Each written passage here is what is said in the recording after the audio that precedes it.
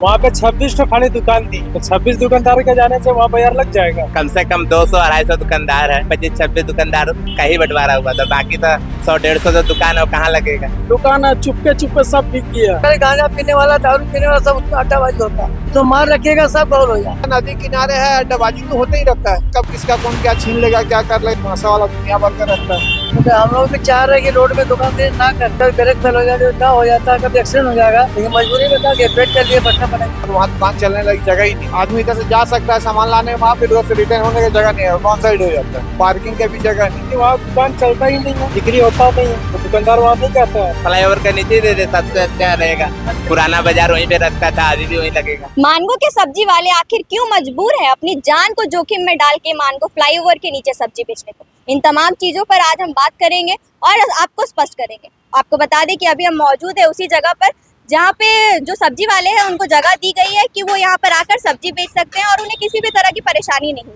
लेकिन आप देख सकते हैं यहाँ पर जो सब्जी की दुकानें हैं वो लगभग 30 की ही संख्या में।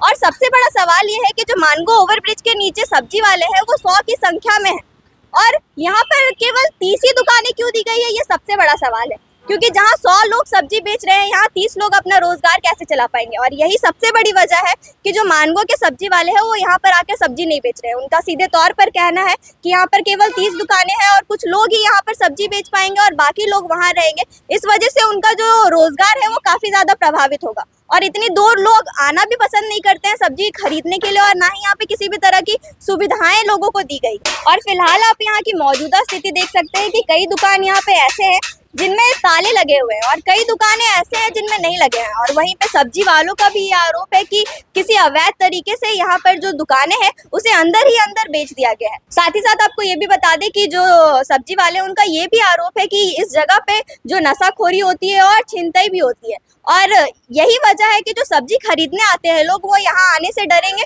और सब्जी नहीं खरीदेंगे। इस वजह से भी यहाँ पे जो सब्जी वाले हैं वो अपना रोजगार नहीं कर रहे हैं, अपनी दुकानें नहीं लगा रहे। तो ऐसे में हम तमाम सब्जी वालों से जुड़ेंगे और जानेंगे कि इस बात में आखिर कितनी सच्चाई है और क्या वजह है कि वो असल में यहाँ पे दुकान नहीं लगा पा रहे।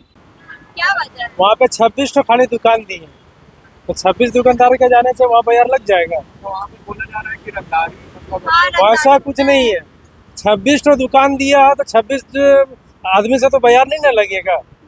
बाजार के लिए तो ज्यादा जगह देंगे, एक जगह बैठाएंगे तब ना सब लगेगा। तो आप लोग का कहना है कि जो पूरा का पूरा दुकान है हाँ, एक जगह शिफ्ट किए करें और बढ़िया से मतलब ऐसा बना के दे जहाँ पर की बाजार हो पाएगा। अभी जो जगह आपको दिया गया है उसमें दुकान कैसी है, स्थिति क्या है? वहाँ का स्थिति क्या है कि वहाँ दुकान चलता ही नहीं है, बिक्री होता नहीं है, तो दुकानदार वहाँ नहीं जाता है।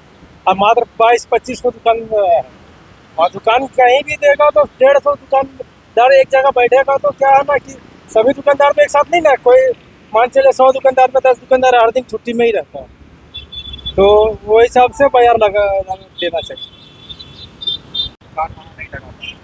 बाजार का सबसे बड़ा कारण है ना, रोड में हमेशा दुकान लगता है और कम से कम 200-250 दुकानदार है। दुकान का बंटवारा जो हुआ 25-26 दुकानदार का ही बंटवारा हुआ था, बाकी तो 100-150 जो दुकान है वो कहाँ लगेगा। इसी कारण से रोड में ही बाजार चलता है। नहीं, रंगदारी का तो ऐसा कोई डर नहीं है। और वो जगह कहाँ है फिलहाल बता सकते हैं आप? हम लोग क्या बताएंगे, जो सरकार में बैठे हुए वही लोग ना जानते हैं। नहीं, जगह किधर है बता सकते हैं? क्या चीज का? कौन सा जगह है? हाँ, यही बोर्ड फ्लाईओवर के नीचे दे दे सबसे अच्छा रहेगा, पुराना बाजार वहीं पे रखता था, अभी भी वहीं लगेगा। तो हम लोग भी चाह रहे हैं कि रोड में दुकान ना करें कि गाड़ी घोड़ा रिस्क है, कभी ब्रेक फेल हो जाए, क्या हो जाता है, कभी एक्सीडेंट हो जाएगा। हम लोग भी नहीं चाहते, नहीं क्या करें, मजबूरी में हम लोग बैठे हुए हैं। हम लोग भी दुकान इतना खाली है, अंदर में बढ़ा सकता है ओवर ब्रिज बनने का बाद, तो हम लोग भी थोड़ी चाह रहे कि रोड में बैठेंगे। हम लोग भी अच्छा बात नहीं है सर, लेकिन मजबूरी में था कि पेट के लिए बैठना पड़ेगा।